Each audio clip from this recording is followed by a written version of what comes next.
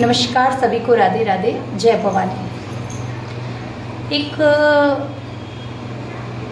Case आप लोगों को बताना चाहूँगी, एक मामला जो अभी मेरे नज़र में आया है और बड़ा चौंका देने वाला मामला है। यहाँ जो यंगस्टर है ना इंडिया में, उनको बहुत अभी जुनून है यूके जाने का, आउट ऑफ इंडिया जाने का, कमाने के लिए, पढ़ाने के लिए। तो ऐसा ही एक शख्स जिसने एजेंट के द्वारा अपना वीज़ा करवाया दुबई का, और जब वो वहाँ पहुँचा, जॉब के लिए वो गया था, और वहाँ पे जाने के बाद 1-1.5 महीना उसका ठीक ठाक गुजरा। उसके बाद उस कंपनी ने उसको कभी 3 महीने, कभी 4 महीने उसको सैलरी ना देना, खाना ना देना, मतलब परेशान करना शुरू कर दिया। अब उस शख्स की ये हालत हो गई कि वो रोए, बहुत दुखी, क्योंकि 7 समंदर पार अकेला एक इंसान, आधी हिम्मत तो यहीं टूट जाती है।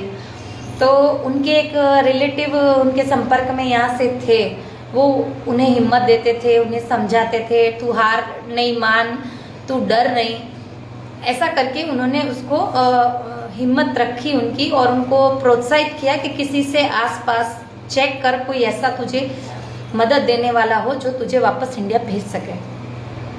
उस लड़के का नसीब अच्छा था, उसने जब ढूंढा तो उसे एक शख्स मिला जिसने उसकी मदद की, उसको इंडिया रिटर्न आने में पैसे भी लगाए और उसको वहाँ दुबई से इंडिया वापस भेजा, और आज वो अपने घर है। कहने की बात ये है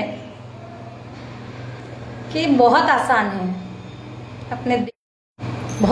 है अपने देश से चले जाना, मगर आप वापस आने का रास्ता बहुत मुश्किल है।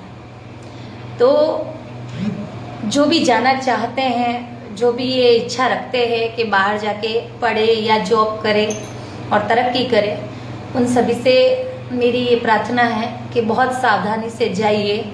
वहाँ का जो माहौल है, और पता नहीं वो शख्स तो यहाँ आ गया, पता नहीं उसकी जैसे वहाँ कितने इंडियंस फंसे हुए होंगे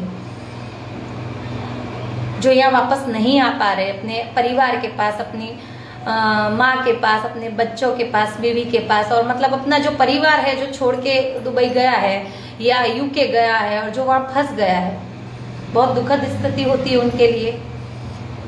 फिर वहाँ अगर जैसे उस कंपनी वाले ने उसका पासपोर्ट भी ले लिया था, उसको देने के लिए वो तैयार नहीं था। एक मोटी रकम 2.5 से 3 लाख रुपए वो मांग रहा था, डिमांड कर रहा था कि भाई 2.5-3 लाख रुपए तुम दोगे तो मैं तुम्हारा पासपोर्ट दूंगा, और बिना पासपोर्ट के वो इंडिया वापस नहीं आ सकता। तो ये जो घटनाएं हैं ये हमें सिखाती है कि आप कहीं पे भी जाइए, अपनी सावधानी, अपना जो एक सेफ्टी है उसकी तरफ पूरा ध्यान दीजिए, क्योंकि इंडिया से बाहर फैमिली भी कुछ नहीं कर पाती, उनकी मदद नहीं कर पाती, और आंसू बहाने के अलावा कोई रास्ता नहीं रह जाता। तो जो भी यंगस्टर हैं, जो भी ये चाहते हैं कि वो इंडिया से बाहर जाए पढ़ने के लिए, कमाने के लिए, वो अपना ध्यान रखे।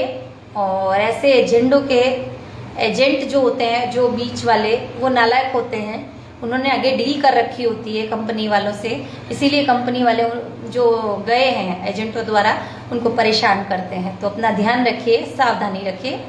जय भवानी।